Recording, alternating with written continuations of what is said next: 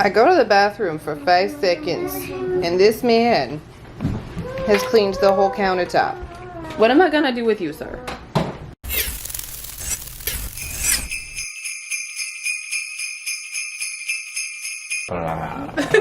It's Sunday, December 6th. Is it Sunday? No, it's Sunday. The apple gods have spoken. And the meat of today's video is how to make coffee. But before we can talk brewing and all of that fun stuff, brew methods, we gotta talk about the most important thing of all. This is Future Editing Zoe, and I'm butting in because I'm super hyped about this news. I don't cover news a lot anymore, but I'm actually excited about this. I'm thinking, oh, adversaries, they're finally putting those in. That's gonna be friggin' amazing. But what I didn't know is that they're doing so much. They posted this on Twitter, gonna be a link in the description below. There's a blog post. Something wicked this way comes as dark wizards and villains descend upon Harry Potter Wizards Unite. By the pricking of my thumbs. Oh my gosh. Okay. Adversaries are a new type of encounter where you face off in battle against a chain of increasingly difficult foes. Slytherin's Basilisk, yeah, bring it back, the Basilisk. Fenrir, Greyback, Draco Malfoy, Bellatrix Lestrange, and others. Voldy, hello. Knowing the company of these nefarious characters, keep whispers have circulated of a possible sighting of a certain dark wizard whose name we dare not speak. If you're confident in your combat skills and are ready to dive into the fray, you can find adversaries. Oh my god, what the hell? Sphinx? Sphinx? If you're confident in your combat skills and are ready to dive into the fray, you can find adversaries on the map or during brand new adversaries events. These are like our raids. I'm so happy right now.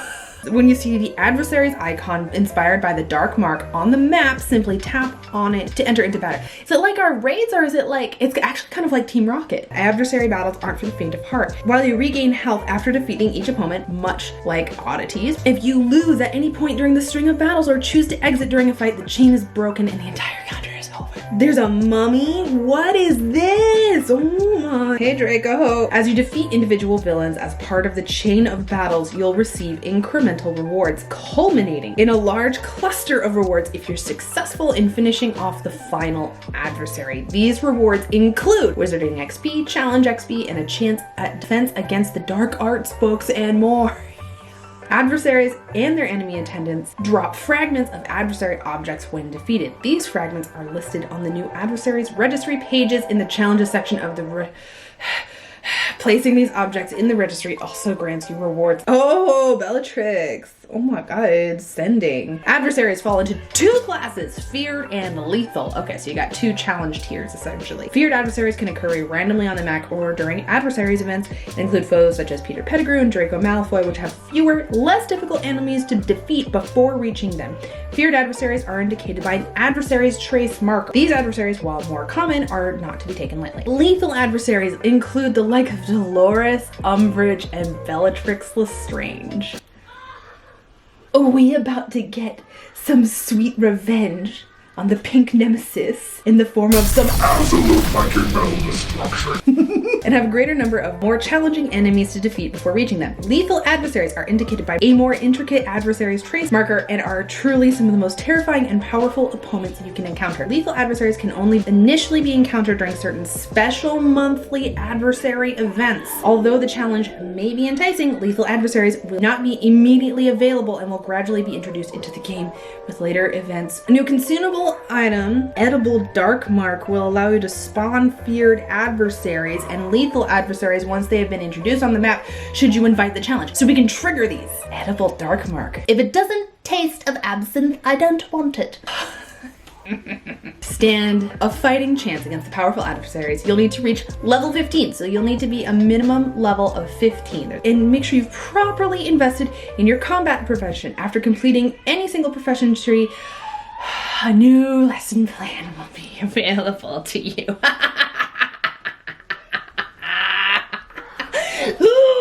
Freaking finally! In order to be able to defeat both feared and lethal adversaries, you'll want to master some of these new skills first. In addition to honing your combat abilities, you'll want to strategically utilize a variety of potions and develop your potion skills in SOS training as well. Master mixologist over here. I got you. Okay? Healing potions, extimula potions, wit sharpening potions can all be used to give you an edge in combat against adversaries, especially with extimula and wit sharpening potions stacked together. Thank you very much for that clue. You'll need every boost you can get to face these fearsome opponents and prevail to tell the tale. That is an interesting skill tree. It's very linear. Like you've got 2 deviating paths. That might be just one lesson plan for all professions, or it could be individual because it's green. To my knowledge, none of the other professions have a green one. So I think this is a single lesson plan for adversaries for all 3 professions. Slightly disappointing, but you know, I could be wrong and I'm totally okay with being wrong. The arrival of adversaries in Harry Potter Wizards Unite is imminent. Listen, you don't have to have a fancy degree to know that the word imminent is in fact a synonym for soon. Okay. Well, this is very exciting. I'm gonna go and try and dig up some more information on that, but that's the big announcement. This is current time editing Zoe, passing it back to past Zoe. Gonna go derp around on Sunday a little bit longer. Okay. How to store your beans. Yes, I freeze my beans. Here I have some Storyville from Seattle. This is a local roast that I get at Costco. I've got some Kona back there. I do still have Kona back there. Oh my god. Storing your beans in the freezer might seem moderately obsessive and weird, but I have the science to back me up. Oils in coffee beans are actually ridiculously volatile. They will go away if you just look at them funny in some cases. So we freeze them in order to lock in all of those oils and make sure that 1, they don't in the air, because they like to do that because they're aromatics, or 2, they go rancid, which is not what you want and what will happen at normal room temperature. So you freeze them. You could store them in just the refrigerator and that would be fine. But considering I'm the only coffee drinker in the house and I occasionally share with the basement gremlins, a 5-pound bag of coffee, and yes, I get them by the 5-pound bag at Costco, can last me upwards of 3 months. Storing them in the refrigerator like that just isn't gonna cut it. They gotta go in the freezer. I'm not gonna lie, this whole segment is literally just for me to channel my inner Alton Brown. Whoa, slow down there, Sparky. We're not quite done yet. We can't get to brewing yet. We haven't even ground our beans. This is my Baratza Encore. I freaking love this thing. I don't say that you have to have this to make coffee ever. Of course not. I've made coffee with a blade grinder for a while. It's only very recently that I have this pretty new toy. This is, if you are very serious about your coffee, a very worthwhile upgrade. Now we grind. If I were to grind my coffee beans the night before, like I normally would, if I were following my plan, then I would put this little dookus into the refrigerator because that's heckin' loud and I don't want it to wake up my kids. And also, because I don't want any of these oils that are in here to effervesce. And yes, the brewing portion is just as obsessive as this. You never put salt in your coffee. I know. Okay, Helpful Husband has put salt in the bottom of my coffee for me. Okay, grounds. Pour in just enough to cover the grounds and then let sit for 30 seconds to let the coffee grounds bloom. You can give it a little swirly swirl if you want. People at this point sometimes do scales. I don't know why that's the line of the obsession with me, is I'm not going to sit here and weigh the water of my coffee. It doesn't make any sense to me either. Okay, now fill it up to the brim and let it steep for 4 minutes.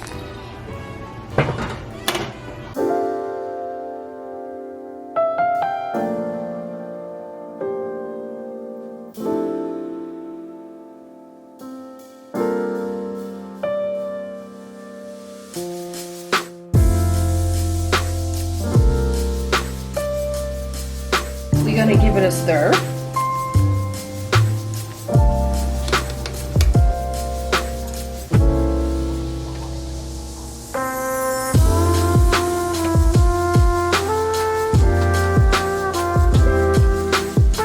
And then we blanch.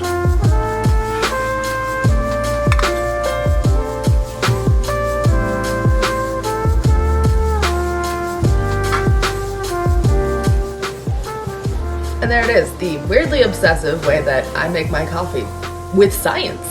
Why do I use a French press? It's because of the brew technique. The grounds are in contact with the water for the most amount of time. If I were using a filter, they wouldn't be in contact with the water for all that long. Why is that important? 1, flavor. This is just a richer flavor in general. 2, caffeine. Caffeine is water and heat soluble, which means that the lighter the roast, the more caffeine. And the longer in contact with the water takes more of that caffeine. Science. Hi, sweetie.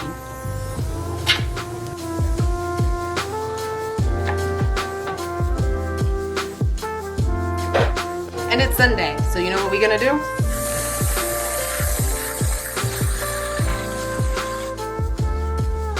Hell yeah.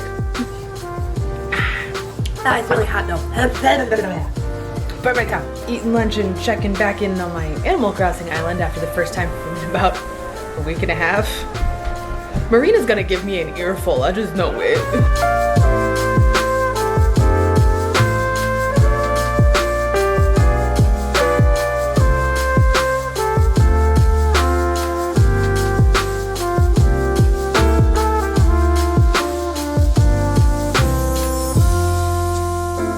It's 9:30 at night. Today was kind of weird. Weird in like a good way where like it was just sort of slow and we didn't do a lot. And I think that was for the best. I think we all kind of just needed that. I know I needed that. Sometimes you get a migraine midweek and it kind of throws you off a little bit, but that doesn't mean you should give up on your whole day. So because it is Sunday night, I want to do a little reflection period in my bullet journal. I know that's going to be important. I want to do some reflection period in my normal like morning pages journal as well. So that's what I'm going to do tonight. But I also wanted to just like check in.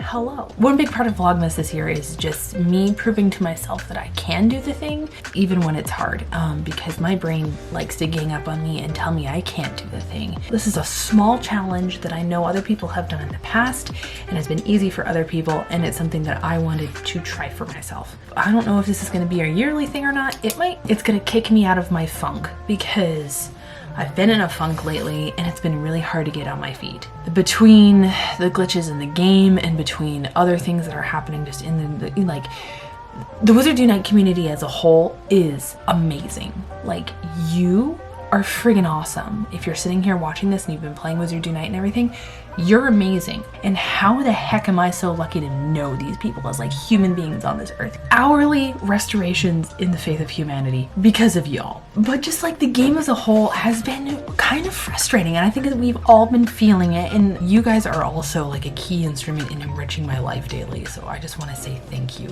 so much for being so cool and liking watching this. Like, y'all like Vlogmas. I'm kind of baffled because I think my life is boring as hell. Thank you, Sam. Thank you so much for wanting to do this and being willing to do this and like giving up sleep to do this. I know that's hard. I know you're trying to figure it out in a way so that you don't have to give up sleep.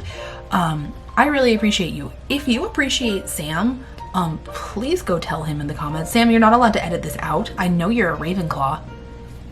If I found out this has been edited out. So I think the first week has gone quite well. We've kept consistent despite a couple of hiccup days. Sam, we did the thing anyway. And I think we should be proud of ourselves for that. We're doing the thing. Next week, I'm gonna try again to get back on that schedule. So I'm putting this out as a challenge. If there is a habit or if there's a thing that you want to be better at in December, then start doing that starting tomorrow. It doesn't have to be anything huge. It doesn't have to be anything epic.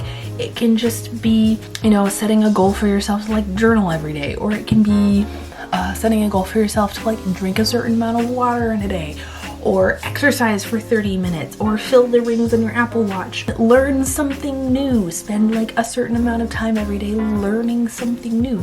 That might be up your alley. So challenge yourself. Like, resolutions or life changes don't have to happen on January 1st. I know we're coming up on the new year, coming to 2021. But your life changes don't have to start on January 1st. They can start whenever you decide to make them. I was about to go to bed and then realized I didn't do the advent calendar for today. And I realized I'm whispering. It's because everybody's asleep. So hang on.